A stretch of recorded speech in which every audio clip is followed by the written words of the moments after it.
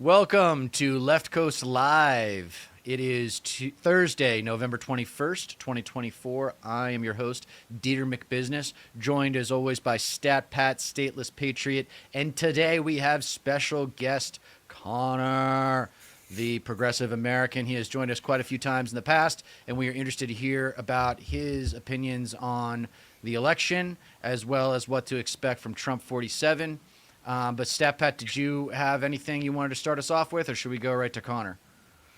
Nothing in particular. I'm just kind of glad that Matt Gaetz was given the Ousted? boot. Like it's kind of poetic in a way. He immediately resigned like the day of the announcement that he was tapped for Attorney General, and now that seat's empty.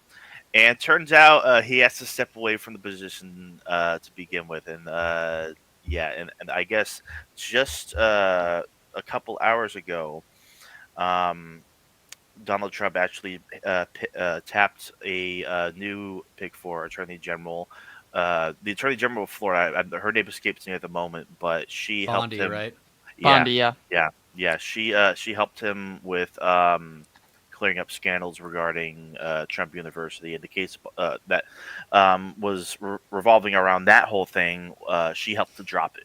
So yeah, it's just another Trump sycophant. You know, it's really less about who's like you know a party loyalist or whatever, or it's more about like who's going Just about to him. be a Yeah, just sip about for him. Trump. Yeah, it's just No, all it's a about it's him. a king. It's Yeah, a king within a power structure. yeah. Connor, do you think that the Gates proposal was just a ploy to like get the next person to line up, so they went with someone extreme because they could, so that they could say they dismissed at least one of his proposals, I mean, that's nominations? certainly a possibility. It's kind of hard to tell. The problem with any attempt to analyze Trump is you don't want to underestimate the craziness and the cruelty of what he does, but you also don't want to overplay it to the point where you actually miss the simplest message, which is he doesn't care. I Yeah. mean, Right. this is the guy when he was president who was convinced that Article 2 of the US Constitution allowed him to do whatever he wanted, despite that being one of the narrowest parts of the Constitution as it relates to enumerated powers. I mean, this is the guy who's been constantly chanting about mass deportation and who just really, for all intents and purposes, views any restriction on his political power as inherently illegitimate, unconstitutional, or just plain wrong because why not? Because it's him.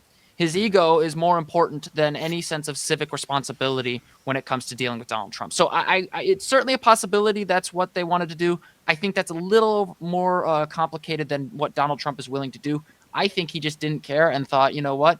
I've had so many scandals. Matt Gaetz has had so many Been loyal. scandals. Right. Yeah, and been loyal. So why not? And I mean, like, this is the thing I kind of mentioned in my. I just released a video myself a couple, like about an hour and a half ago, where I basically said, look, Matt Gaetz is not the only one with sexual assault allegations against Right. him. Yeah. Pete Hegseth, the choice for the Secretary of Defense, has some pretty strong, credible accusations against him, seemingly drugging a woman if the police report is to be believed. And then you also have RFK Jr., Yeah. whose former babysitter straight up accused him of sexual assault. And instead of outright denying it, he said he's not a church boy and had a very rambunctious youth, ignoring the fact that he was a fully grown married man when the Yeah. alleged assault took place. So part of me just looks at this and I'm like, they didn't think they'd get this blowback. They were lazy. They were confident. They take any victory as a sign that they can do whatever they want, and now they're paying the price for it. Whether or Yeah. not the other two will pay the price remains very difficult to see. But I do think this is kind of the inevitable result of us failing to stop Donald Trump getting back into the White House. I mean, we failed to stop a convicted felon taking the White House again and getting a trifecta.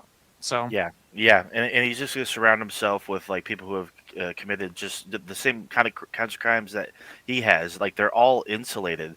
Like I gotta just sit here and wonder. It's crazy. Why the hell is the Republican Party filled with so many pedophiles and sex pests? Like what the hell? They're all criminals.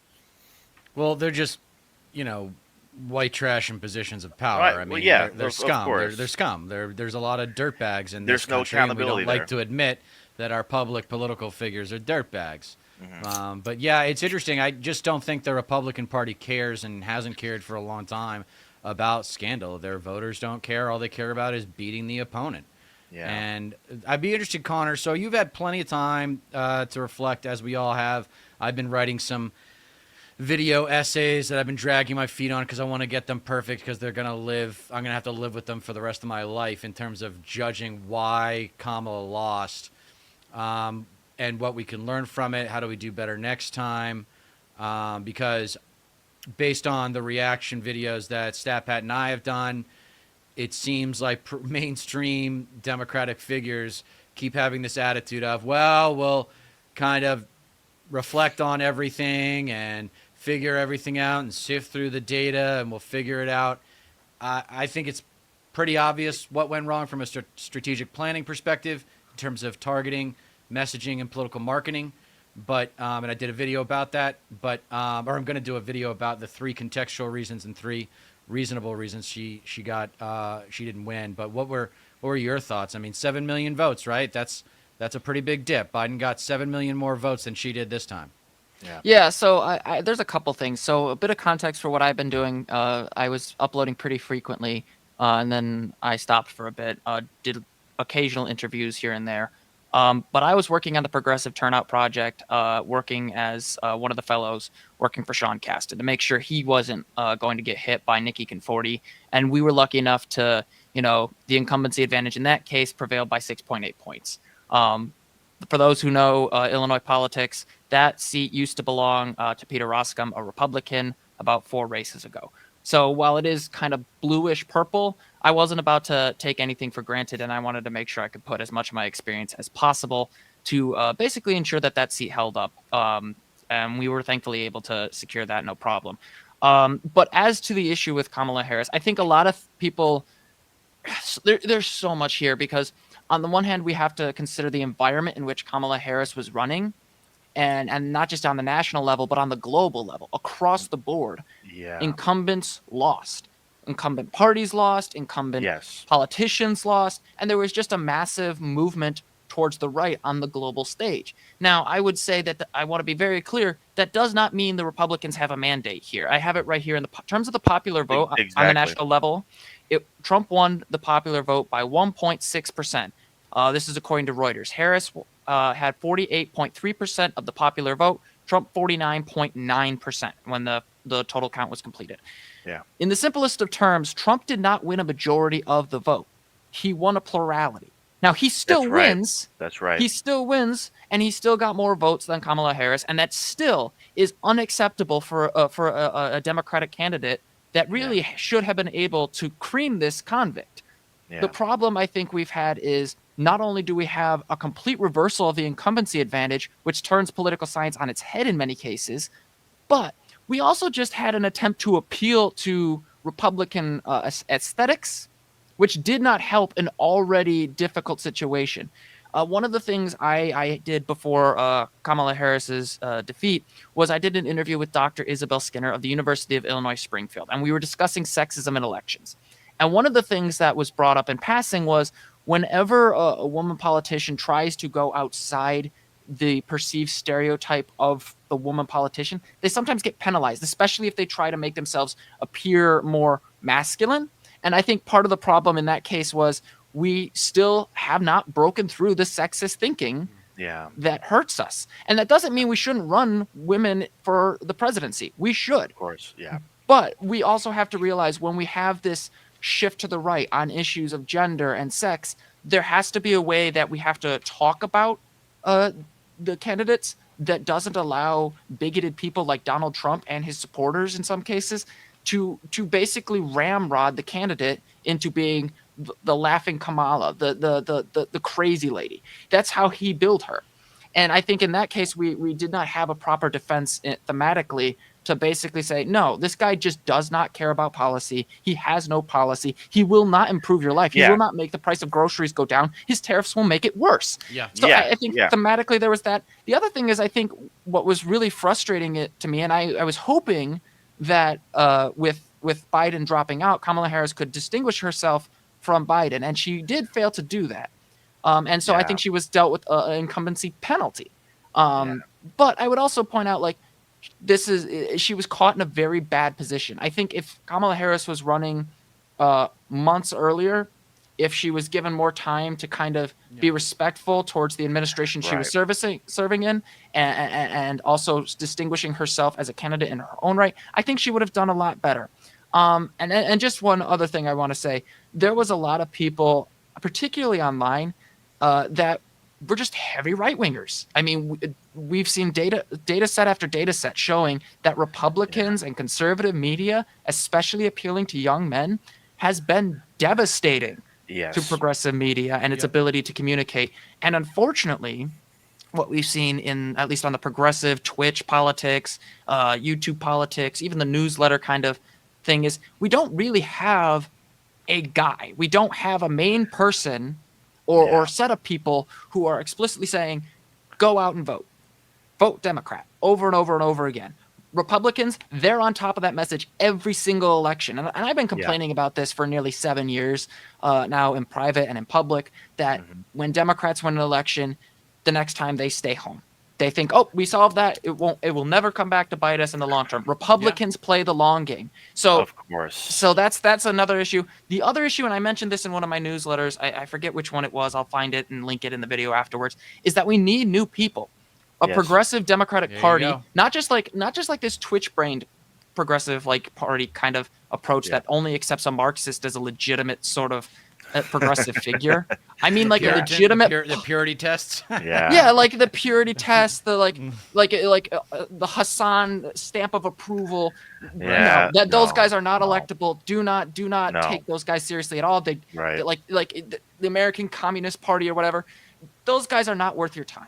But I mean, like, hey, we're going to start restricting ethylene oxide so you don't have an increased risk of cancer and leukemia, breast cancer in women. Hey, we're going to take a look at these guys who are price gouging the hell out of your eggs, your milk, the food, the meat and potatoes of things. Hey, we're the guys who got the Affordable Care Act passed. You keep talking issues. You just said leaders. Okay, so let me get back. There's a lot. I ramble. Like either way, we're basically in total agreement because we've been discussing like these exact same things since the election, and like basically in full agreement with you. We've brought up like each of the issues that you've tacked on so far. So the three contextual variables that I had was that she had little to no fan base. She didn't even make it to the 2020 primaries. Exactly. I don't know if and I would include in that variable that she only had 107 days or whatever it was. She definitely needed more time. I think overall she was the wrong pick for vice president in general. I think there were better options. Anyway, then that was the second contextual variable was like you said, she represented the incumbency, which was elected under extreme circumstances, and regardless of their performance on policy, which was better than people gave them credit for, their popularity numbers were always tenuous. Always. Yep. So she needed to separate herself from that baggage, and she didn't. Yeah, I didn't understand that like Biden was like people forget Biden did not have a very high approval rating. He was underwater the whole time. Yeah, it just dropped off a cliff and just kept on declining after the inauguration. And then the third contextual variable is that what you said. It's still it's still a sexist and racist country, but those were the contextual variables beyond our control. There's still controllable variables that you haven't mentioned though. Yeah. So, for example, I'll just make this point: the Liz Cheney thing. I don't necessarily think that's like 5% of the vote.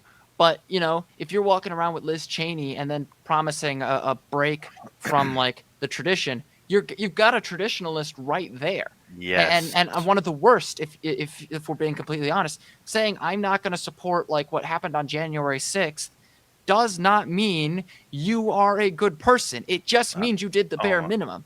Like, that's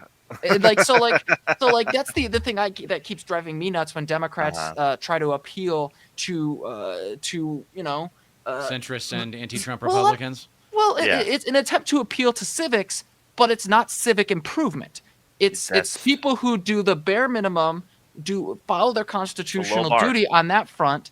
But then when it comes to not supporting torture or war crimes or anything of that variety, suddenly, that was in the past. Now we got to face this issue. It's like, no. Part of the reason we're here is because the Cheneys, the Bushes, all these people in the Republican Party have been pushing the country further and further to the right as best they can. And Yeah. so, like, while I understand why some people in Harris's orbit thought it was a good idea to try and say, hey, we're not super left-wing people, the reality is if somebody comes at you and says you're a left-winger, your proper response isn't to be, if you are really a left-winger, your response isn't to be like, well, no, but blah, blah, blah, blah, blah, listing off all these defenses. Hmm. Your response is, why do you think that's a bad thing? Yes. Yeah. Yeah, like, I because, couldn't agree more. yeah, Yeah. No. like, It was just a failure on all fronts. The whole strategy was just doomed from the beginning because Biden ended up getting more of the Republican vote than Kamala Harris did. I think And he so did got Hillary. 6%. Yeah. Yeah, it was like 6, 5, and 4, something like that. yeah, Yeah. It was. Yeah. So yeah, I mean, in a more general sense, playing to the center and anti-Trump Republicans, and we talked about it on the show many times. The reason I think that they did that was because the older voters are more reliable voters, and they yes, worked backwards from that statistical norm. When Trump went the other way, like you were talking about, the Gen Z vote, and now I'm coaching lacrosse with a bunch of Gen Z guys, and it's really scary that they think Trump is based. Like they think Trump's on point. God. And I'm really worried. It turns out, in terms of generational demographics, millennials are the only ones that are consistently on the left and trending yeah, in that direction. So that's nice to know. But yeah, so playing to the center and anti-Trump Republicans, I called that targeting. And then here was the other thing, okay? The vibes. So messaging and marketing have to do with vibes. She chose vibes over policy, which would have been okay if the vibes were just a starting point, and instead they became what the whole campaign was about, bringing back the joy and whatnot. It was kind of contradictory, right? She said, I'm going to bring back the joy, but when we fight, we win. So what are we doing here? Are we fighting? We're fighting with joy? Like, what are we, you know what I mean? There's this trying to appease everyone rather than being specific and, by extension, decisive. So That's the missing focus. vibes the vibes should have been a vehicle by which they focus the conversation and attention onto policy, and they tried that towards the end, but felt like it was too late. And then vibes. I qualify this with, this is my personal preference. This is just who I am. This is what I want. The vibe she chose was wrong. She should have gone with anger. Anger is a completely natural response to injustice, unfairness, and inequality. It is a completely natural response to get angry, and the left does not know how to transform its anger into political productivity and Yeah. performance on election day. So that's where I'm at. Is the DNC needs a huge culture shift, and I think it starts with generational change at the top. Yeah, if they want to court like the Republican vote so goddamn bad, why don't they learn from Republicans? Those people know how to weaponize their anger and utilize it in their messaging for the policies that they want to push forward. Even if it's for just horrendous things, if it's for things that are objectively bad for the country. The Democrats have there's so much to learn there. And they just they're not going to listen to anybody but their own little orbit, their own party insiders and whatnot, and they're the people that have managed to lose two of the easiest elections in history. Like, how can you lose to this guy? yeah. It boggles my, like, if they're so like high and mighty and like, oh, we have the data, we have the education, we have all these things that make us like holier than thou, so to speak.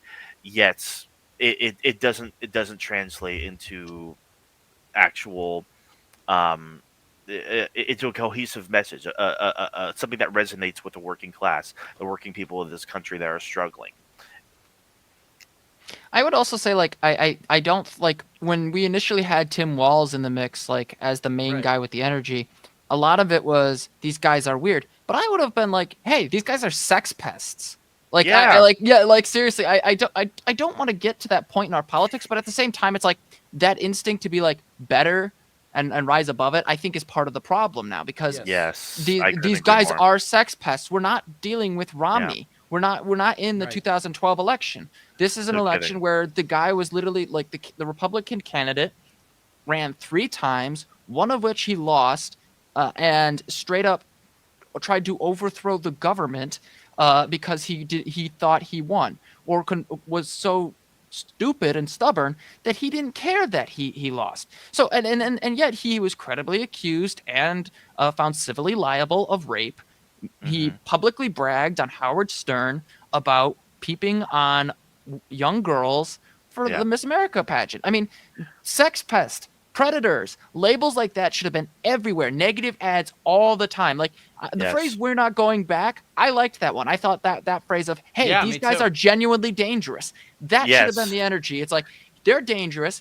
I'm going to make sure you get an expanded access to healthcare. I'm going to do something about the Hey, gun wouldn't violence. that be nice? I'm There good. you go. So where Yeah, was that? yeah, Where was Yeah. that, exactly. dude? And It's And like not for the complicated. You longest just have to. We time. talk about like have the lists ready to go. When they Uh-huh. ask you how are you, what ideas do you have? Well, here's 5. Here's like you know what I mean. Like there's no. Hmm. You have to. It's this. If you're on the right, all Be you have to do is prepared. kind of play defense. But if you're on the left, you actually have to offer something. And Yeah. once again, we have learned that lesson. It's Yeah. not good enough to just say the vibes eventually ended up meaning that we're not Trump. Do Yeah. you want Trump in your living room for another 4 years, or do you want joyous Kamala, who is a cop, by the way? Hmm. Yeah. I mean, to put a sports analogy onto this, Democrats have been playing defense for fucking 8 years now. Even though for 4 years they've had the ball.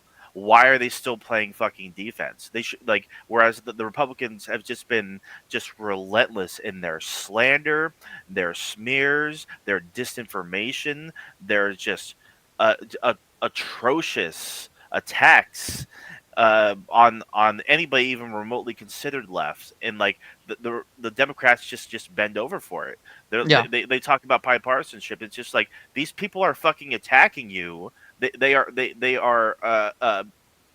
beating you to a pulp, and your response is to just not fight back, not have any counter narratives and whatnot. It's like, how often do you hear like all these Republican pundits and whatnot, all these conservatives uh, just trash anyone even remotely considered left as like a degenerate or um kid diddlers or whatever types of fucking just garbage that they spew every day, when it's all just projection. All the people that are culpable for sex crimes and whatnot, fucking sex trafficking, pedophilia, they're all on the fucking right. They're all in the Republican Party. Like this is Yeah, but we like got to stay yeah, focused. I want to stay well, focused on what the DNC needs to do differently. I wanted to hear what Connor had to say about the no, generational change because that's like that to me like we've got to review like you know I'd say a loser being defined as someone who is capable of winning but doesn't because they yeah, fail to learn from their losses, they fail to evolve, they fail to grow. they're just too scared to go low. So you know, well, you hear Gavin Newsom talk about what you just said, Stat Pav, going on offense, going on offense. My point Bingo. is, do you really think Gavin Newsom's going on offense, and what does going on offense mean? It doesn't Yeah. yeah. mean just punch. It doesn't mean just punching them in the face. It means offering up something else. Say, do you Yes. really want these fools running things? So, what do you Having think? something I to mean, has stand to. on. What do you think has to change, Connor? Like, have you thought about the? Because you're kind of in the system a little bit in Illinois. Yeah, a little bit. It's hard to say. Like, I will just say this: Illinois Democrats, we don't really have much of a problem with winning. Yeah. We've been doing that pretty consistently. The problem, and I think this really goes back to what I said earlier about the media environment, especially among young men. We have had, I think, from the like, I don't want to say it was astroturfed, but it was kind of artificial. You had influencers on young influencers on behalf of the Democratic Party, but they were very clearly paid. There Right. wasn't a feeling of authenticity, and I don't want to like slap Yeah. these guys like Harry Sisson or whatever because he was doing good work. But once it came out that these guys were being paid, it became a lot harder. Oh. Oh no, No. No. Connor, No. are you there? Connor! Uh oh. He'll be back. Yeah. Oh, that's lame. So he was talking about who are some of the content creators that he's talking about, When it comes to what in particular? like the Democrat, the DNC paid the influencers. Oh, I mean, I can probably point to Pod Save America. Yeah, Like they actually had Obama on at one point, I think, or at least they're in contact with him. Yeah, it's really transparent. You can tell who is being paid to be cheerleaders and who isn't. hmm Just by the rhetoric. Like, do they sound like they belong on MSNBC, or maybe like they're just gunning for that kind of notoriety. right. So I'm looking at these guys. So they would get influencers from different areas, like this one guy, Merrick Hanna, some TikTok Hmm. stars, 19 years old, 32 million followers on TikTok, and 20 million on YouTube and Instagram. Hmm. So he's known for his dancing videos. And he's like, this is the type of influencer that they're going after Yeah, rather than people like Joe Rogan and Theo Vaughn. yeah. It's this entitled attitude. Honestly, it reminds me of the figures that came out about how much they spent for those celebrity endorsements and Mm-hmm. whatnot. The Beyonce, the Eminem, whoever the hell else, those big names. I think uh, I forget who else, but it's just disgusting. It's just like, why not invest in like a better ground game or something like that, or ads, you know? How you doing, Connor? About that, the Oh White God. House, I think No, no, no. did You're invest all in messed ground. up. Hold on. Oh no. Yeah, you're gonna have to disconnect and reconnect, homie. Yeah. I'll send him in the private chat. Yeah, Megan chimes in saying there are articles saying that like 5,000 influencers were paid, like 5,000 different people. They say $20,000 each, and that doesn't include celebs. Travel. Yeah, yeah. Insane. It's just like, why not We like didn't get paid. inspire Why didn't them we get paid? for crying out loud? Yeah, Um, so yeah, I mean, you guys are talking about. It's funny. You guys are talking about these sex scandals, and I'm like, yeah, what's new? I mean, I just, what do you expect? This is who they are. This is who they have been. yeah, You know, I mean, exactly. this is the kind of sleaze bag political figures that the MAGA is embracing, and for all the political nerds out there, I say, I've said it a bunch of times. This is not Nixon. This is not Reagan. This is Barry Goldwater and George Wallace. Yeah, yeah. It's So like Connor, tell us. You broke up there for a minute, so tell us about we'll pick it up where you left off. Yeah, I mean, like the thing I find particularly frustrating is when we're talking about like the media environment, the authenticity issue. I think one of the things that needs to be reiterated here is not just the sexism, although I would argue that like authenticity and how people gauge it is heavily influenced by their sexism, and there's a great amount of literature to back that up.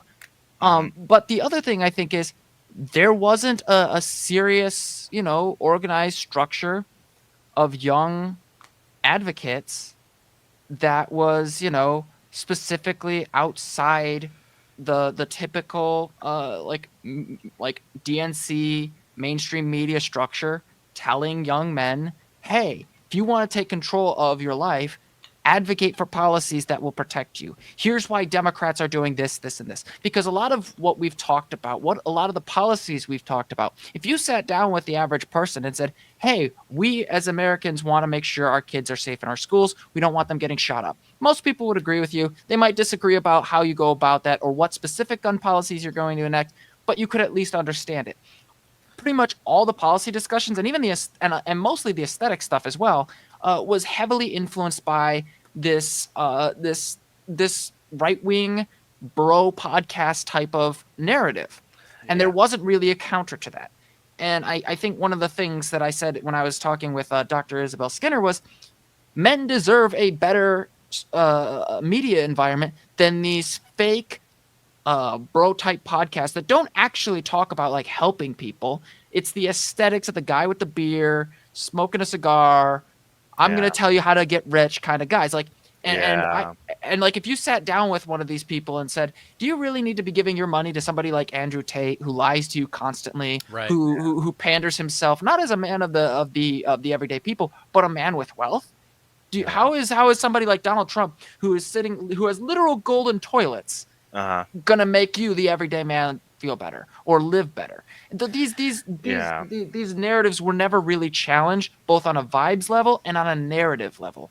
And so Right. I think the DNC, for one, they need more youthful people when they're running. They can't just be running based off of name recognition. Part of the problem is people hate the same people coming in over and over again.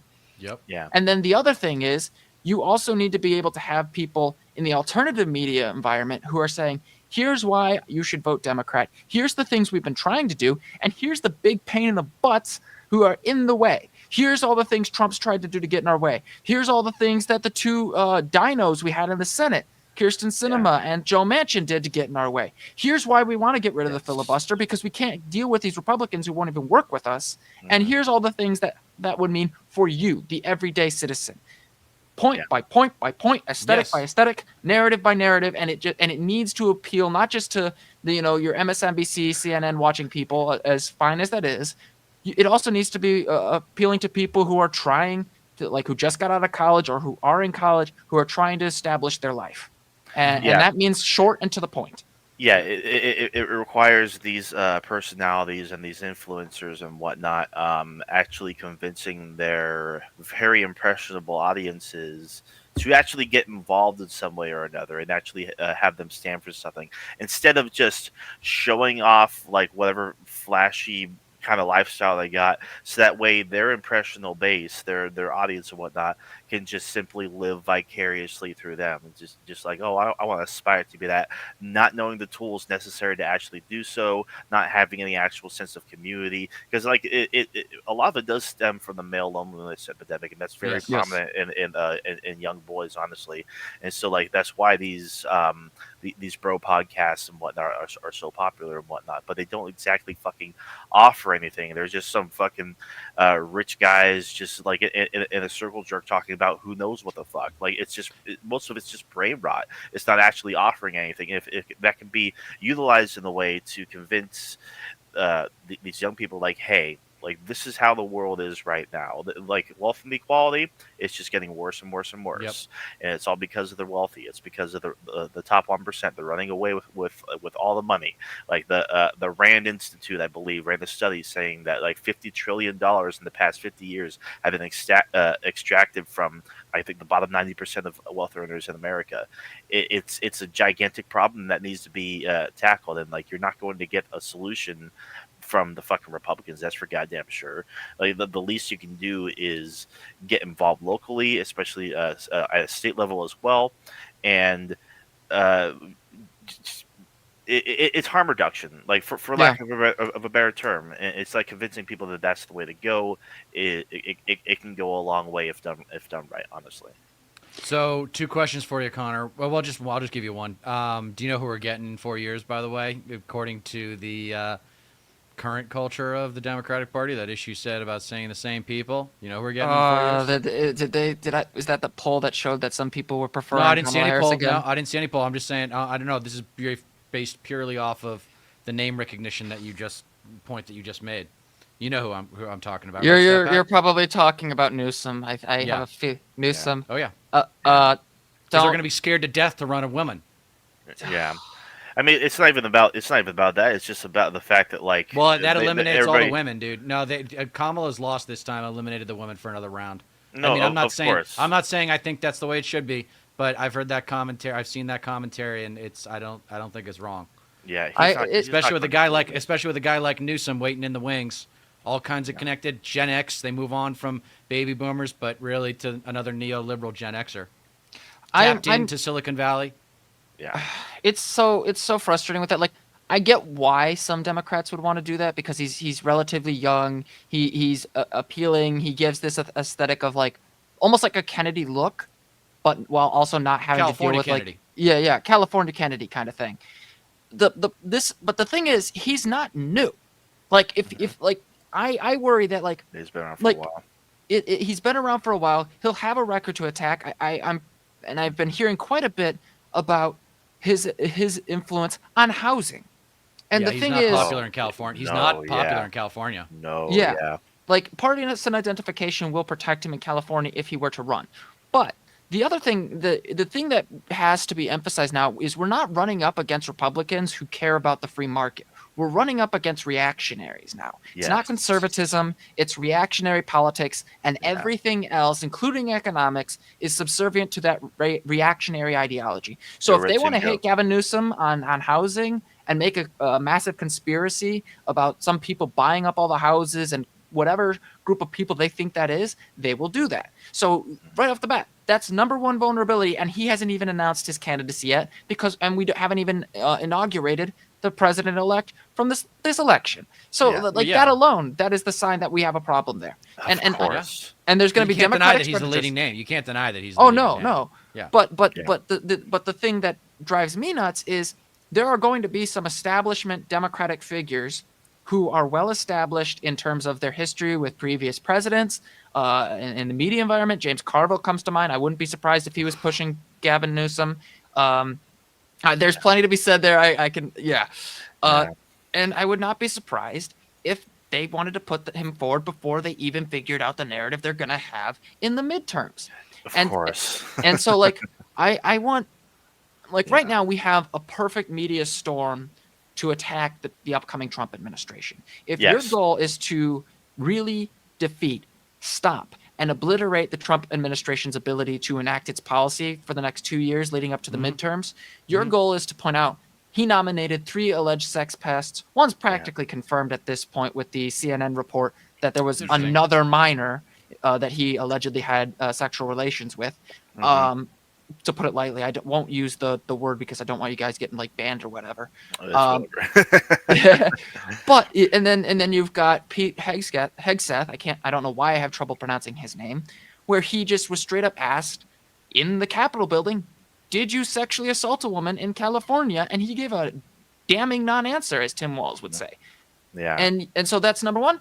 He nominated 3 sex pests. Number 2, he's going to cause all these problems for women's reproductive rights, and he's threatening to deport millions of Americans, regardless of whether or not they're here with Yes. like documents or not. So I mean, that's the big thing. Is so you keep talking about the people, and I know you know a lot about that, but I think what really matters is the visuals. Yeah. When we see mass deportations and we see that shit break out, and we're seeing the kids crying and the moms crying and the dads putting up a fight and the fucking military coming into the homes of Americans and doing that kind of shit. Like, I don't even know what it's going to look like. I don't know how much exposure we're going to get. We'll see what they do with the cameras and so forth. But that's really going to be, I hate to say it, the political capital that will be leveraged going into the probably as early as the midterms, because that seems to be obvious to me that that's their number one priority. Yeah. is the mass He was deportations. saying day one, yeah. It's such a disgusting thing that it has even gotten to the point where we're having that conversation. But I mean, on gun control even. And also, please let me know if my mic peaks a little bit. You're good. It's a dynamic One mic. quick Sound good, statistic for you, Connor. Did you know that 47% of Americans are okay with internment camps to facilitate mass deportations? We've ignored the isolationism and the xenophobia for too long, and we've let it spread. It's completely and utterly unacceptable. Like, this is the thing that drives me nuts, because like I am fascinated by my ancestral history. I'm fascinated by where my family came from. Like, I know on my German side what century they came in, the Schweikerts, what city they came from. It's called Karlsruhe. It's about an hour south of Stuttgart. And yet, when they came over in the 19th century, we did not have the same standards that we have now. So if they were the standards that we have at the very moment were enacted, my ancestors would not be here. I would not be here. And yet the same people who would be fascinated by that history would also see no problem with enacting even more cruel immigration approaches, because they don't seem to realize how bad our legal immigration system is for people who just Right. want to come here to work. That's right. Of course. And so emphasizing we want to be on the offensive, but we also have to remind these people that Trump's lying to you. They've always been lying to you about how Yes. this process works, what is legal and what is not, what is acceptable and what is not by international Yeah. law and American law. Yeah. And furthermore, emphasize that Donald Trump is the kind of person who will spit on an undocumented immigrant and then hire them the next day, because he's already done that multiple times. So that's a whole thing. But I Of also course. want to emphasize, part of the reason the March for Our Lives movement took off so much is because there were young people who were saying things like, if I get shot, don't tell people not to politicize my death. Put my body up against the White House, like that kind of thing. Yeah. Don't hide No, from of it. And course. I was born in Highland Park. The July 4th shooting, that was where I was born. Mm. And so that emphasis of like, hey, if something happens to me, don't forget my name, don't forget what happened, throw it in their face. That kind of politics need to start again and again and make them rue the day they left innocent people behind. That's yeah. Did you ever hear Kamala say something to the effect of, immigrants are good and decent, hardworking people? No, like it was defensive stuff, but it was like, In fact, she said that she would just do the border bill Yep. the way it was. Mm-mm. Mm-mm. The way it was.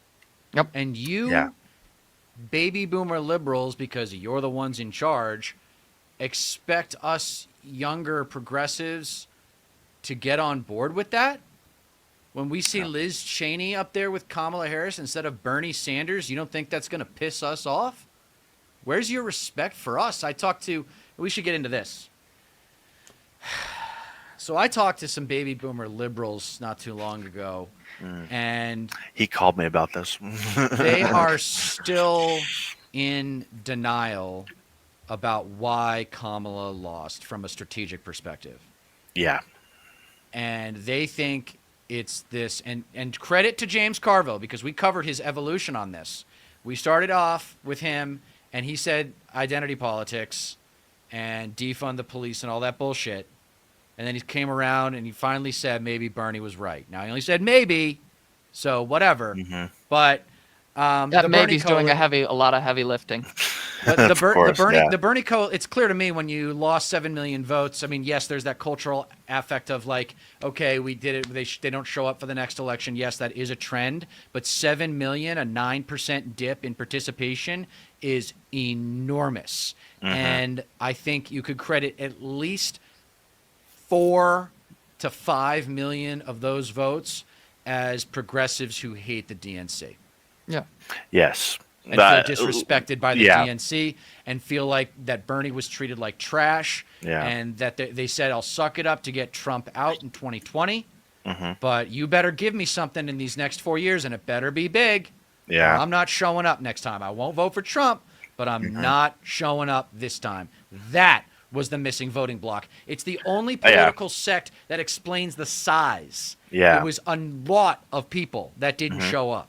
I could comfortably assert that, honestly. Like in 2020, in 2020, like Dieter mentioned before, it was extreme circumstances. You know, it was pandemic and whatnot. It's just like anybody but Trump at that point.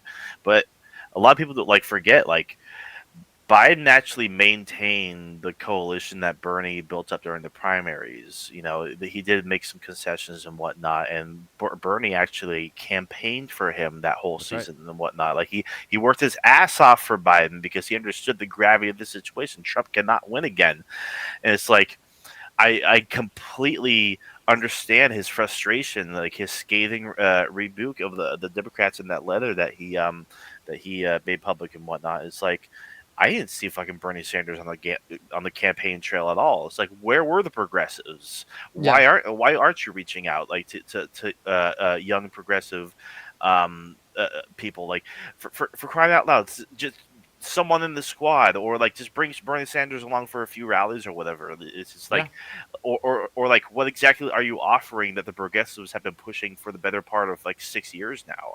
8 years if we go back to Bernie's campaign in 2016. It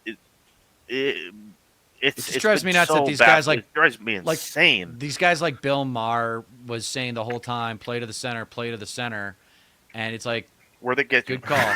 That's exactly what Hillary did, and she actually did better, right, in terms of percentages. She had 2.7 million more votes than Trump did in 2016. and it I just will say wasn't though, distributed properly. No, it's all good. I will say I used to like Bill Maher, but I'm looking over as Oh, I he's a grew piece of older. shit. He's a He's a pain piece in of the shit. ass. Excuse Yeah, my he's got like. some Normally I shit. don't cuss on Oh, these sorry. shows, but like, We shouldn't swear because you might be using this. Okay. no, you're good. I don't mind doing the censorship. It's just when I do it, I have a little bit of a branding thing there. But no, like I've looked at like the unmitigated gall of a guy who, first of all, I would not be surprised. Well, actually, I'll just say I think he's anti-vax as hell.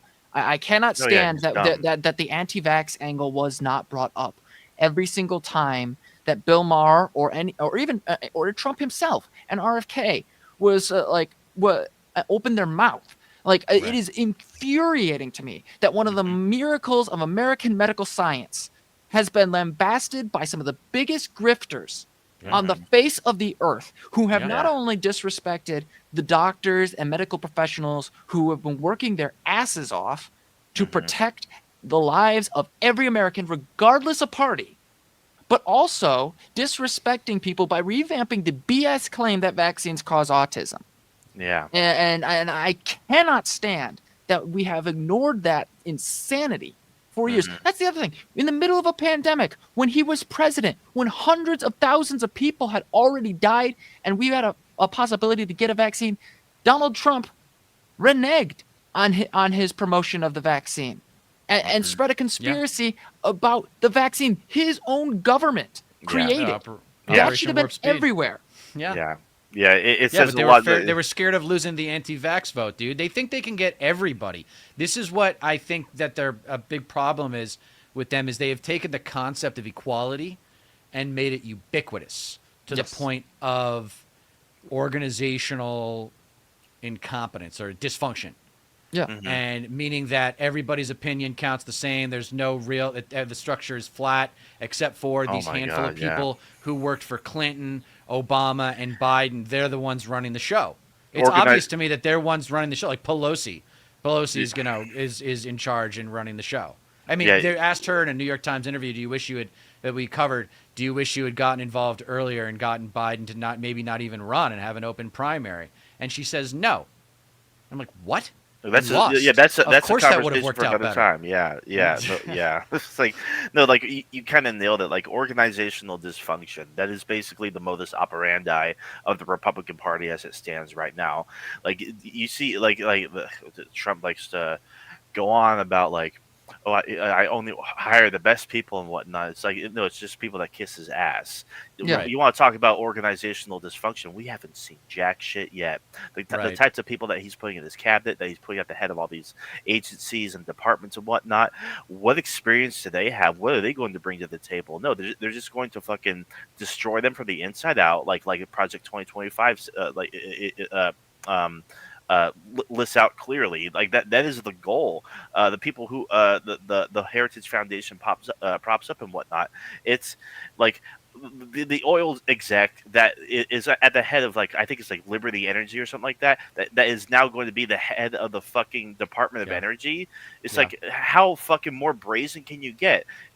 Like it's just it's deconstruction Okay, from the so are inside you out. ready to, Connor? Are you ready to go to war? Because Steve Bannon has been saying this is a war for 8 years, and he's the godfather of MAGA. So, Yeah. if someone goes to war with you, don't you have to go to war with them? Because Oh, these yeah. baby boomer liberals say. I talked to one of them today, and he or she was saying that that you got to do everything you can before we escalate to revolution. And my point is like, didn't we just do everything Yeah, we could? have The only we thing we exhausted haven't done every- is a big left progressive movement.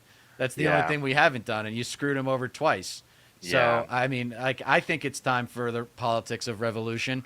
Maybe not the right time is like immediate, but over the course of the next 4 years, I think there needs to be a surge of really millennials, and hopefully Gen Z will get behind us, but Yeah. to take control of the party, because these people don't know what they're doing. No, I'm convinced. either. Like clearly, we need just like more bipartisanship. We just need to Right. move to the right to convince.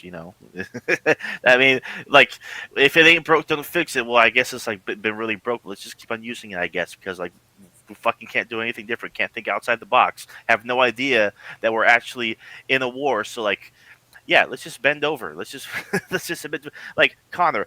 I've been like I haven't been more convinced than by this election that Democrats don't give a fuck about winning, especially on a federal level. They actually don't really like care if they lose or not because like what do their donors care?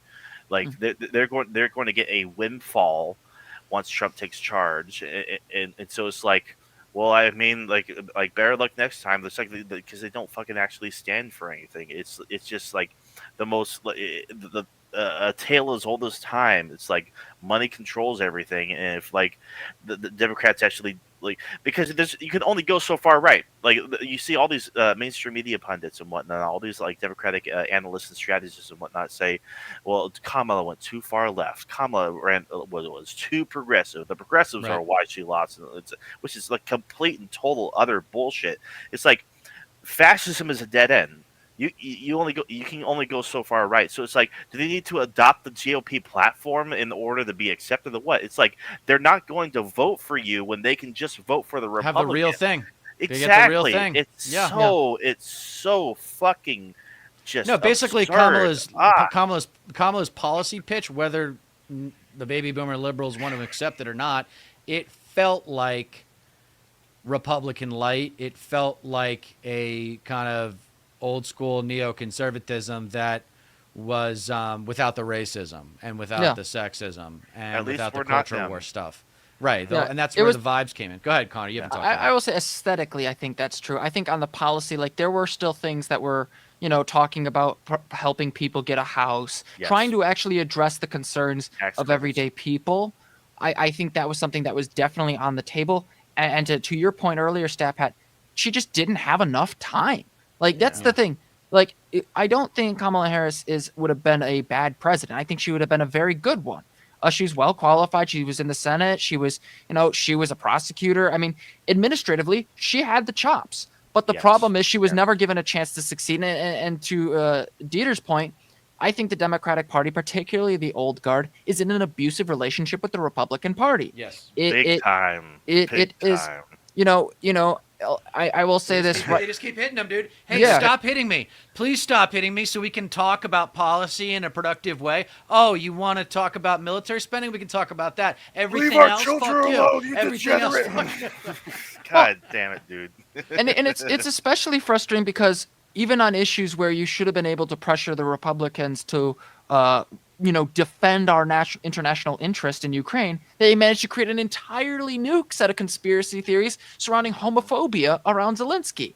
And that was and instead of being like, hey, weren't you the guys who were talking about defending us from enemies foreign and domestic? Hey, why is a bunch of conservative influencers and tenant media getting hundreds of thousands of dollars from the Russian government? Like that's the other thing. The word of traitors never came up. Like in an Right. election season, a bunch of conservative podcasters who had millions or hundreds of thousands of subscribers and followers were directly implicated in taking No money from the government, kidding. the Russian government. Whether Yeah. or not they knew it, they were still taking it. And there was never once an overarching conversation of, hey, what's going on in the conservative alternative media sphere where an enemy of the United States that attacked us in Syria with the Wagner group, what did they find appealing about what they were saying? That did Yeah, not come up. right. That story Yeah. went out and then it died.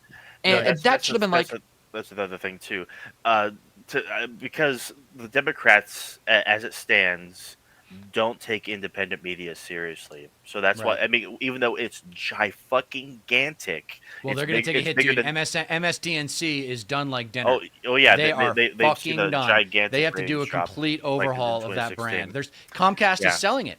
They're selling Yeah, it. yeah. It's like it's such like independent media is so fucking huge. The conservative like apparatus, like media Yep. apparatus in general, and it's just like you need to start fucking taking these people seriously. Their influence is beyond statement. And the influence that they have on a whole lot of minds in this country, beyond fucking Fox News, Newsmax, and whatnot, is gargantuan. And Yes. until you like actually like acknowledge and like go on the fucking offense for crying out loud, this is going to keep happening. like call them out for like where they get their funding and whatnot. Call them out for the fact that they are beholden to like the oil tycoons that fucking own the think tanks that fucking fund all these operations, the Daily Wire, Blaze TV, the Daily Caller, fucking you name it. No, fucking Crowder, Tim Pool, fucking like these Russian fucking operatives, dude. Like yeah, like So it's almost like the three of us understand the politics of offense better than the current leaders of the you DNC. don't say, you don't say. And I would almost just like- also say like the other thing that I think like to the point of like the abusive relationship that the Democratic Party, particularly its old guard, because there are people who are young or who are willing to say in the know who are like, yeah, no, when are we going to start calling these people out for what they're doing? When are we going to start calling them out for being like overtly anti-Semitic and like spreading great replacement conspiracy theories? There are Yeah. people in there who are willing to say that stuff. But there's also I think another side of this, which is we have not had this conversation of, hey, these guys don't have any beliefs. Right. They have Yeah. targets. They have Mhm. people they don't like. They don't like trans people. They don't like gay people. They don't like bi people. And their understanding of originalism as it relates to the Constitution is whatever is on the agenda for who we're going to screw over today. And so like yeah, no, like they are a party that is obsessed with punishing and belittling rather than lifting people up. Like that's like the biggest difference that you can point to, and it could go far. It could actually land. It's like, how do you, as the Democratic Party, in one breath say, these people are trying to take your away rights. These people are a threat to democracy. These people don't actually believe in protections for the vulnerable and whatnot. How you say that in one breath and also be like, we should work with them. yeah. We should have them in our cabinet. Like for fuck's the sake, politics dude. of civility. Yeah. Oh my god, the it's politics of toxic. compromise. It's Well, that might be the ugh. silver lining, Connor, is that the politics of bipartisanship are officially dead. I mean, this is Yeah. over. Like, we cannot One would hope act so. like this, that the Republican Party is something we can work with in the future. We need the politics of political dominance. Like, this is, until MAGA is gone from the Republican Party, we're not working with it. I mean, it's there's nothing good about that, about their policies. We'll see what they end up getting accomplished. Hopefully, they're as stupid and lazy as we think they are. But one can only hope that they're like so super incompetent to where like it was just like mass dysfunction, and it's just going to be a shit show beyond imagination. Honestly. Oh, and by the way, Connor, what you were saying earlier about when you were going really good there, talking about ideas of what to say, if we're going with the rhetoric of political offense, then you think about her central slogan, which should have been "We're not going back," but it ended up being "When we fight, we win." So that begs the question: where was the fight? Yeah. Yeah. Where was the fight? Because you had one good debate performance. You think that's enough for putting up a fight? I mean, obviously, I think she would have had a better chance personality-wise of just going full bitch.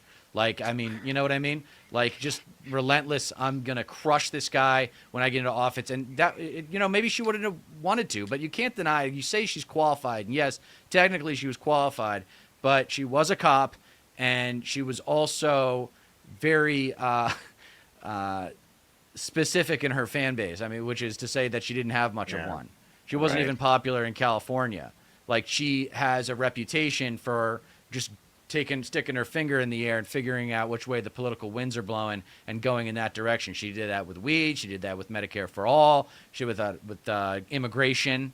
Yeah. So she was, and we joked about it. I was like, holy shit, this pedestrian politician is going to be the next president of the United States. And that's fine, because it's not Trump.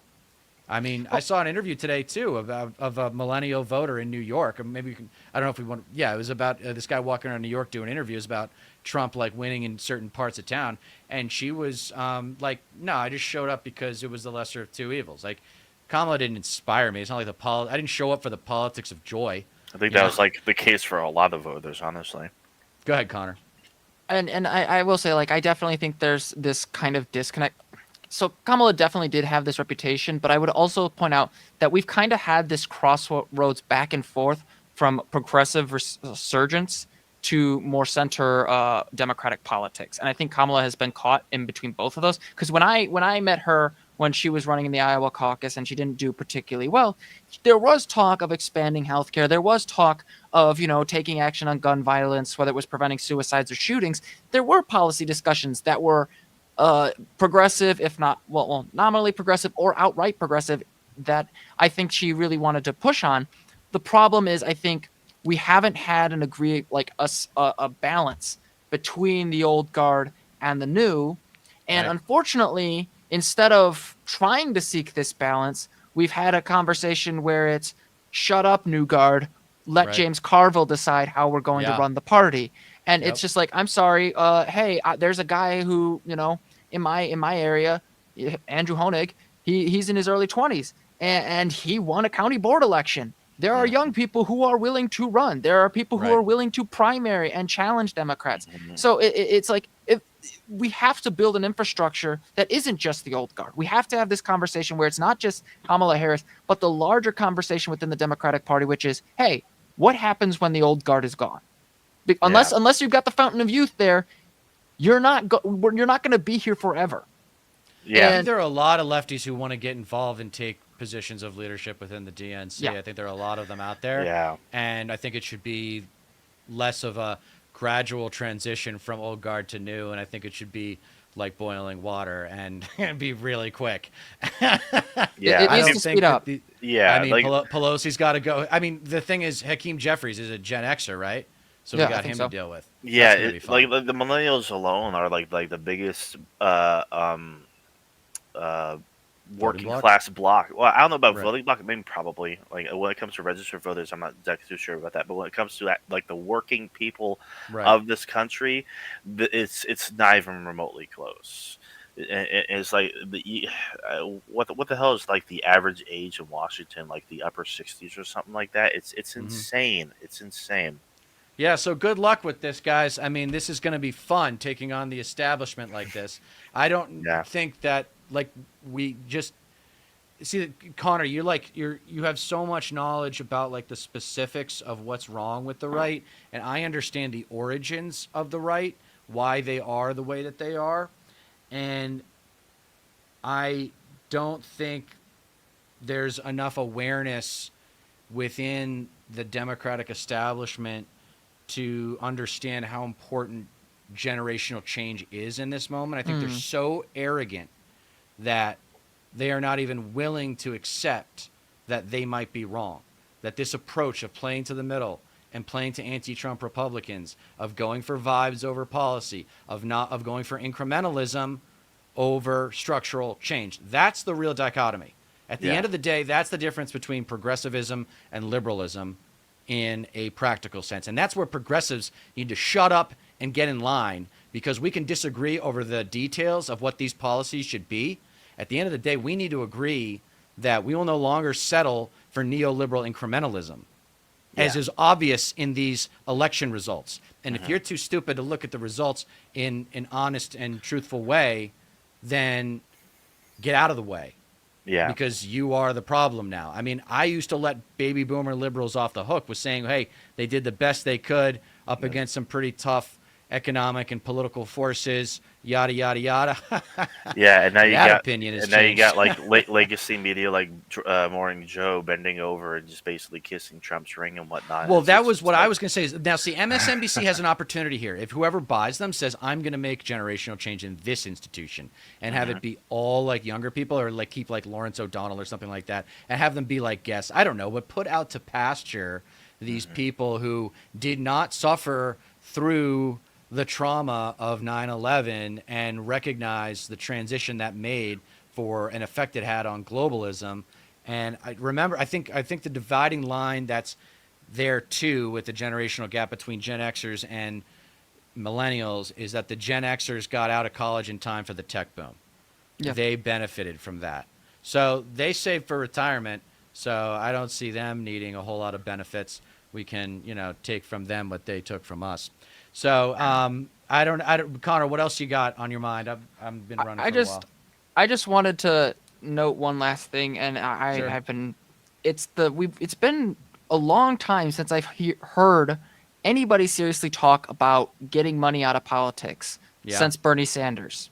Yeah. And granted, I like running completely like agree. Bernie again wouldn't work. You need young people. I mean, like AOC's got the chops rhetorically to be like, hey, remember the stupid Supreme Court decision by the right wing court, the Roberts Court, that got us here in the first place? That's been Mhm. screwing everybody over for the last 20 or so years. Hey, Yeah. yeah, why don't we talk about that and talk about amending the Constitution? Seriously, like the Republicans are constantly talking about how Democrats are spitting on the Constitution while doing more than that to the Constitution. Let's amend the Constitution to get rid of Citizens United. If we Yes. seriously want to talk about corruption, the first litmus test that every Republican should have to look at whenever they say I'm going to fight the elites is what are you going to do about Citizens United? That should be like every Bingo. single like that's going to be the big one. Hey, who are your donors? I want you to disclose all of them Yeah. Stat Yes. Pat's on that voluntarily. Yeah. one. Yeah. Oh Yeah. And if you yeah. don't, Yeah. then you can't be trusted. Like, like Opensecrets.org. But yep, the only way, okay, so how would you make that happen? Well, I would say like first of all, like when I'm talking about like rhetorically, Yes. you need to be able or to just get it or in the news. institutionally or whatever. How do you? I mean, see, that's a tall order you're talking about. Oh, absolutely. And I think anybody who has this conversation has to be honest. This is a long-term investment for a party. Yeah. So, for example, let's say AOC took this up. I'm just using her as an example because she's a young progressive that we like The one of only the few young we've got. progressive, Yeah, really. yeah, There's only a handful of yeah, them. yeah. We lost a Right. couple there. Yeah. And we I would did. say, first off, get it in the news. Start talking about it as much as possible and saying, Mhm. all right, I need control of the House. I need control of the Senate. And that needs to be the other thing. Democrats didn't tell people what they needed to achieve their goals. They just said they Yeah. were going to do it. And especially Win by with a Kamala touchdown. Harris. They never said it. Mhm. Win by a Yeah. touchdown. It was so easy. Yeah. Like, Eh, thanks for yeah. reminding me, man. It's so Yeah. frustrating. Yeah, I completely agree. And so like saying, hey, I can't just be elected president or whatever to get this done. I need legislators who are willing to work with me. So it's saying, hey, I want to amend the Constitution. Here's how we're going to go about that. And that means here's what I need from you, the voter. A lot of Yeah. times the conversation is they get elected and they don't do anything. And then that you have to tell them, well, yeah, they didn't have enough of a control of the Senate. That Yeah, you didn't give them. yeah, Right. yeah. Not And- even and- Trump has been spouting that at all. It's because it's all about him, right? Yeah, it's a cult. He hasn't. Yeah, he hasn't been about like, well, in order to get my agenda done, I'm gonna need the Senate and the House as well. Like he thinks that he can just get everything done unilaterally and whatnot. And So that was one it's of like, the baby boomer liberal excuses today, though, was that we haven't seen. You know, I've made the point to her. I said the perception problem, whether you like it or not, is that Democrats don't deliver. And I don't. You might have all those lofty promises and whatever. The American public does not believe in the Democratic Party to deliver big, meaningful, historically large change. Call us entitled, Yeah. but that's what we want. That's what people will show up for. And the point that I made was, well, we had an opportunity in 2008 when we did have both houses and we had the presidency and we could have swung for the fences and hit a home run. Even we could have gotten a double or a triple with a Yeah. public option. But instead, Obama did the Heritage Foundation's Romney Care yeah, and basically a light version of that. Now, Yeah. the ACA is fine. It's maybe a modest step in the right direction, but it should ultimately be a goal to provide health care for the goddamn citizens. It's also like bad business. Like we're not framing that issue right. Like it's not just a humanitarian point, and the tenet of democracy is that everyone has the right to be healthy as well as the health, as well as freedom of speech and all those other rights. yeah, But people who are sick aren't contributing to the economy. People who Yeah. are banged up and recovering, they're not contributing to the economy. frame And it. so the if right it was, way, and I messaging. ran into when I went live solo last week, I got 3 viewers that in chat voted for Bernie at some point and then voted for Trump in this most recent election. So anti-establishment is in. That's the word that I think we're all kind of pussyfooting around is anti-establishment. That's yeah. that's the brand that Bernie represented, and that's the brand that Trump. It's the only thing that they really had in common. Yeah, and like the unfortunate thing about that is like it is a non-starter for the Democratic Party. It is That's a right. non-starter for the DNC. Like they're never going to accept that. They're never going to allow an actual progressive with those kind of that kind of messaging and those kind of ideals to get close to the White House. And that's one of the most frustrating parts about it. It's like you do need a Bernie Sanders style coalition to go above and beyond. Like, like So they Jon Stewart. please, I would love that. Like, let's go above and beyond in the primaries to where like their victory is fucking undeniable. You Yeah. know, So Connor, what do you yeah. think of the Jon Stewart idea? Kulinski's talking about it, and other people are too. Vosh. Yeah. Oh, I don't even want to mention the V guy's name right now. Just Yeah. Okay, What happened that's with him? right. Oh, we're not gonna, I don't want to mention the horse thing all that much. it's a whole lot. It's a whole lot. I can Yeah. tell you. I can tell you about. Yeah, it tell some me other time, offline. David, Tell me if you offline later, want to Stat talk about Pat. it. Stat Pat will fill me Yeah. in. Oh, Sure. Jesus, Mary and Joseph. Yeah. Okay, where was I? So Jon Stewart. Yeah, I think like there is some value into having somebody with that celebrity populist appeal, but I also think you run into this a very similar problem to like the new people perspective. People will say, "Oh, like we've been talking for about an hour and 10 minutes about new people, new guard." And and yet one of the first people we mention here is Jon Stewart, who, mind Yeah. you, like is an excellent critic of the Democratic Party and would be, in my opinion, a great president. But he's also open to that criticism that, hey, this guy has some gray hairs for a reason. He's been around for a while. So Yeah. and so like I do think getting name recognition is very important. It's critical, but you also have to start from day one, Yeah. getting young people on the state level, on Yeah. the national level, up and down the ballot. Hey, where's our young people? Where's our new people? It's like, all right, we're gonna start like putting out feelers out there for people running for public office. Here's where we're going to be looking for people with any sort of government experience. Like that's one of the reasons we were literally having in the Daily Herald, the local paper out here, where we had a young candidate, Andrew Honig, who primaried his state rep. He lost, but then he went again in the county board and won. So I think, like, yes, Jon Stewart is a good option as one potential source, but we also have to remember just pushing for celebrities isn't enough. We need new people. Yeah, but you need so this is kind of a good maybe place to round it out, or just move on to conceptually because it's a strategic question. But we need big change yesterday. Yes. And we're not going to be talking about a lot for 3 years. Like we're going to do the midterms, but we're honestly going to be sucking it up for 3 years from now. And so it's kind of like survival until then. It's like right now, like this is the time. Like if there are new voices, new people to champion, like they're gonna. That's like my point. Is that yesterday's it's gonna. the It's my point is that over those next 3 years, maybe we should make an agreement to keep our eyes out for new talent, because we're all realizing here that the new talent the establishment DNC is going to pick is not going to be enough.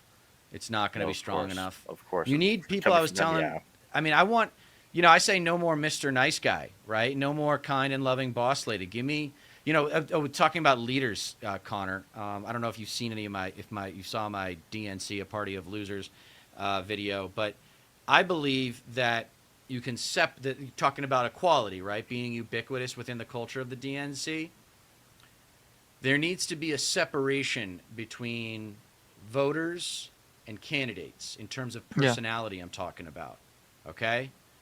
Voters, because we can't ask people to change who they are, on the left do not like conflict, and that's okay.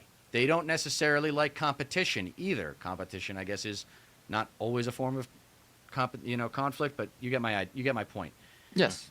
So we don't ask them to change. We ask them to change the way they look at political candidates, and we want them to embrace personalities who love conflict, who are predisposed. This is the whole practicality, the practical application of Gavin Newsom saying, let's go on offense. It's like, okay, then let's get offensive people. Then let's get people who have a chip on their shoulder with something to prove, who, like, I grew up with a lot of hockey players from South Boston, and the toughest thing you can do to a bully is get in their face and dare them to hit you. So that everybody, and because you win either way. Either they Die for the back down cause. and you either back down and they don't hit you and you look strong, or they do hit you and you take it like a man and you stay there in their face and you look Yeah. tough.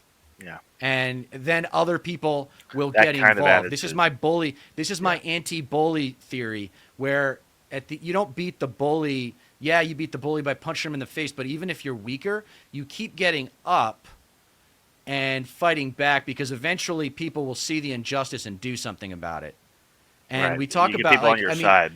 do you think that there is reluctance? This is, I don't know if, let me know if you don't want to talk about this, but do you think there is reluctance among Democratic leadership or even progressive leadership to call out MAGA as like bad people? Like, for example, Biden got in trouble for calling them garbage, and Hillary got in trouble for calling them deplorables. And that was supposedly a bad thing. My whole point is actually they didn't play into that enough. They didn't go hard into that enough, because that's what offense looks like to me. Do you think people are reluctant to do that because they're worried about a MAGA gun nut climbing a clock tower? Um, I mean, it's so hard to say. I mean, like, it's hard to get into the. This is the thing that, like, when we talk about intentionality and the intentions of people that we don't interact with personally, I think that's a bit that you can get into a difficult situation where you have to deal with the burden of proof on our end. Like, how do we know their intentions and why they're reacting the way they are?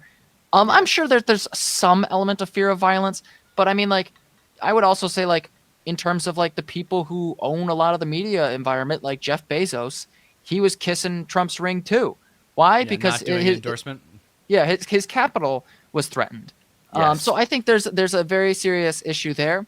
But the other thing I think that needs to be brought up is, I think Democrats took the wrong lesson from 2016. They were upset by Trump's rhetoric, and I am too. It's ridiculous. It's stupid. It's the dumbest timeline you could possibly get. But I think the other thing that needs to be reiterated is it's dangerous. So if you want to talk about a fight, say, hey, we are under threat by a guy who calls us the enemy of the people. Of course we're going to fight. Like, Yes. when somebody comes up to you and says, you're a traitor, your response isn't to say, well, no. I'm like, your response should be, what the hell did you just say to me? Like, Right. that thing, especially when That kind of they're attitude, taking yeah. money from the Russian government. The media Yeah. people that were interviewing them, talking about, like, setting the narrative on the alternative media stage, were literally taking hundreds of thousands of dollars per video. Yeah. And Yeah. I would love to see, like, I know, like, I have my issues with David Pakman, but I will say he's not afraid to sit down with these guys and say, hey, why were you taking this money? Like, and then Yeah, they say, Dave well, if you look Rubin. at the Indian, yeah, he did that to Dave Rubin, and Dave Yeah. Rubin, what was his response? Nothing. He just cussed Dave out and, like, Yeah, he's just David out. insulted him. Yeah, and it was Like like, fucking. well, there it is. So Yeah. either were you a useful idiot for Russia, or were you a traitor? Which was it? That should be the response in a lot of these Bingo. cases. Yeah, like, him, Tim Pool, fucking Benny Johnson, and Yep. Lauren Chen. There's a bunch of them. Like, There was a bunch of them. yeah, no, Lauren of Southern course. too. Yeah, no, of course, of fucking course. It's just like, you fucking nailed it. I couldn't have said it better myself. Either like they're like a useful idiots or they're a traitor. And that's the So- thing. It's like these aren't patriots. These No. people don't actually give a fuck about America. They just give a fuck about power and just making fucking Views. money. And where's the money lie? It's like, okay, this all comes back to the fucking new atheist movement. This is the thing, right? I have been fucking laser focused on this shit for a long time because like my mind was opened up to atheism and atheist thought and whatnot when it came to like the amazing atheist, fucking armored skeptic, all those types of people, Sargon of Akkad, and you started to see like a shift happen in the mid 2010s, especially with the advent of Trump. You started to see the people that actually who were atheists or skeptics or whatever actually maintain their principles and their ideals and whatnot, and actually stay as like generally like left wing figures and whatnot. Then you start to see these people slowly but surely kowtow to the right because that's where all the fucking money is, and Yeah. they start shilling these right wing conservative talking points and whatnot, and the skeptic community became divided, and there's conflict and whatnot, and with the anti-feminist movement, the anti-SJW and whatnot, and like look at where all that is today. Like fucking the Dave Rubins, the Tim Pools of the world and whatnot.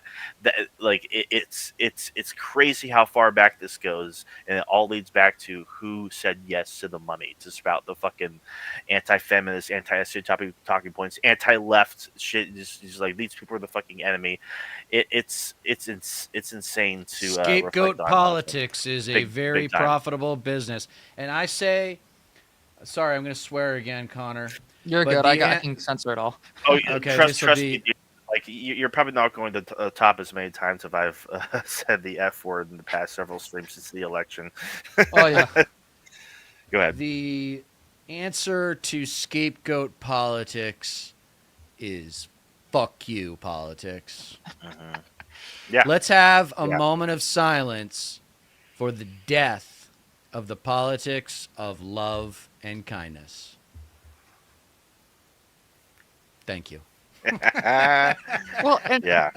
I gotta say this. Like the other thing is like, even the small conservative content creators. I know I've mentioned this in passing before in private conversations.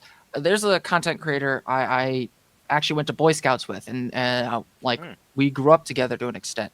And he was one of the big, like I think he was the founder and president of the Turning Point USA chapter at Illinois State University, and he was also running with the conservative podcast scene at Cities 92.9. What Agitation Rising, leftist journalist based out of Bloomington Normal, calls insurrection radio. And this content creator, Kevin Ferris, he went to Mar-a-Lago, and yet like my first hope was, okay, let's see like where I can deal with this guy. I did 2 videos on him and went after him and trashed him a bit, but like I saw him and I was like, oh cool, we'll chill. I'll buy him a beer in the hopes of, hey, let's have a conversation, let's see what happens. Fast forward a couple weeks later, I find out he's been spreading the great replacement theory. And I'm like, well, damn, I would have been in your face if I had known that. So that's Yeah. like where you got to like, don't, Yeah. like, don't, it is incumbent on Yes. these conservatives to prove that they're not like the Trump supporters, that they're not Right. engaging in bigoted bullcrap. Yeah, you Exactly. cannot assume anymore that there is a center, because independents, centrists, that stuff's dying. Like, yes, there are people who are persuadable, there are people who are on the fence, but they've got a sense of what they want from their representatives, from their senators, from their president, and what they want from the Supreme Court. And the thing that I really wish was being talked about every step of the way, and conservatives are very vocal about this, is it's all about the judges. Like Yes. Seth Alito and Yes. Clarence Thomas are the 2 oldest members of the Supreme Court. Yeah. And they get right now- 2 Trumps. Oh God. Yes. Yeah. And assuming, and honestly, this is another point, always assume the worst is possible, because just because you want a good thing doesn't mean you are entitled to it without some serious effort. Yeah. Assuming these guys retire, Donald Trump will be in a perfect position to appoint some of the most extreme justices on the court, even more than the ones, the other already did, 3 yeah. that he appointed, who, in my opinion, perjured themselves when they said that Roe was settled law. So it should have been like, okay, we understand you're frustrated, but listen, for the next 20 to 30 years of your life, you could be subjected to an even more conservative court with no resistance possible. Yeah. We need to be able to change the balance right here and now. And that just did not happen. That was not talked about enough. Exactly. It's so frustrating. So many failures. So many fucking missed opportunities.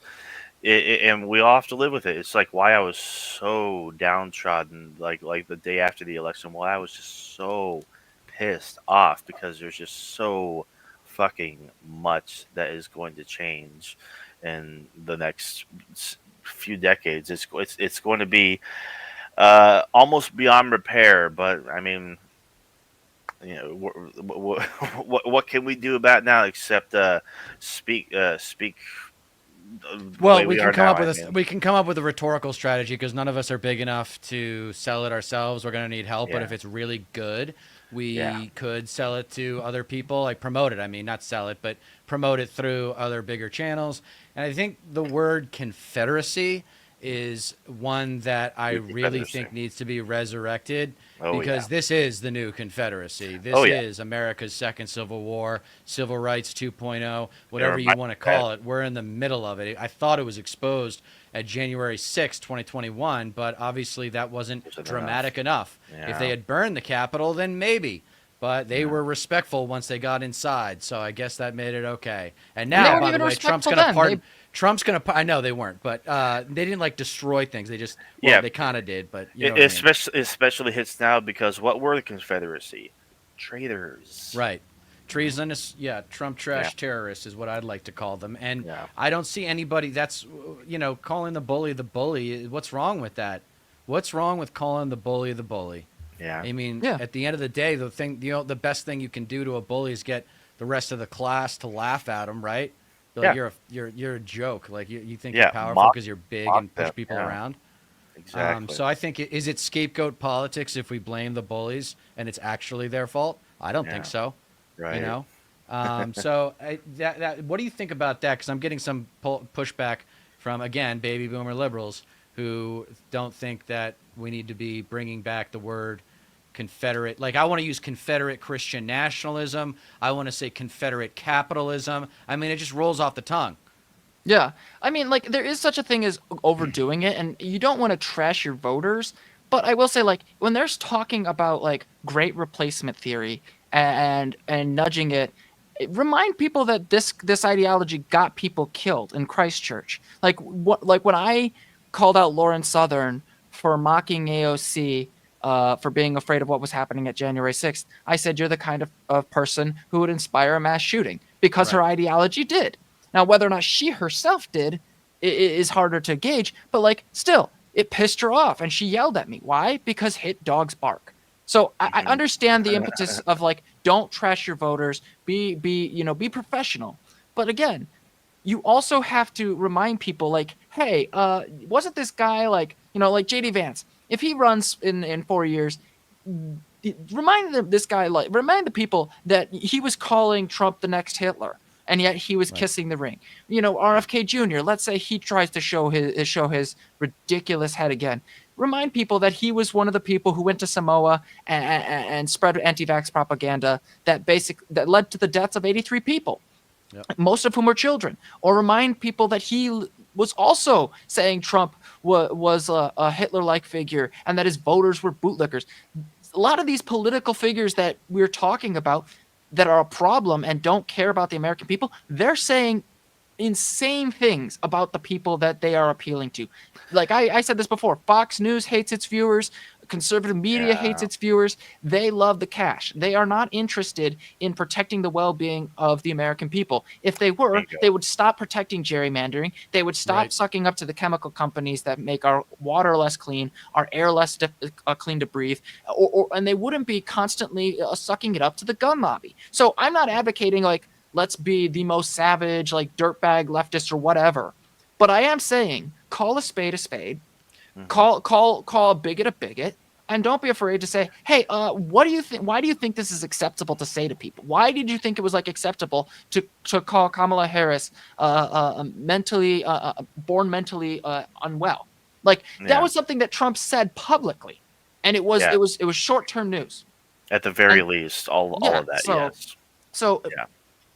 it is beyond insane that we have to tiptoe around this and pretend that what is right before our eyes is something we shouldn't be angry about. There is such Yeah. a thing as legitimate righteous fury, and you can overdo it, but you can also use it in such a way to say, hey, this is some nonsense. Like I have my issues with Obama, but like when he made that joke about Trump and basically turned the energy that Trump had been using for the last decade against him, he did it even better than Trump.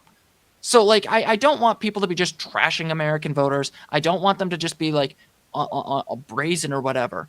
But if you've got like 3 Nazis in a room and 5 other people who refuse to condemn the Nazis, you have 8 Nazis. Yeah. Right. Bingo. Yeah. Well Exactly. put. That's Yeah. very well put. All right, well, that's all I got for now. It's Yeah. Same here. I think we're good here at an hour and a half, Connor. Unless you Yeah. got anything else you want to touch on. Yeah, I just will say this, and I might write an article about like some of Trump's picks. I've been going over it quite a bit. Yeah, Don't some of our expect stuff. administrative expertise for the next 4 years. Expect anti-intellectual nonsense, and and there's a difference between appealing to the common man and Yeah. appealing to the lowest common denominator. Trump appeals Yes. to the lowest common denominator, and everyday American people, and I'm going to say on the left, on the right, deserve better. And that's the final thing I'd like to say. We all deserve better than this. Big And time. we need to emphasize that point. We need to be willing to criticize and call a spade, but we also have to say, hey, America, you as a country can do a whole hell of a lot better than what Yeah. we've seen from the Republican Party, because it's been the same guy 3 times in a row. Completely agree. Yeah. Well, for Stat Pat, Stateless Patriot, and Connor, the Progressive American, I am Dieter Mint Business, reminding you that you don't get change in America by asking nicely. We will see you next week at 6:30 Pacific on Tuesday with Gavin from the Vanguard. See you then. Oh yeah.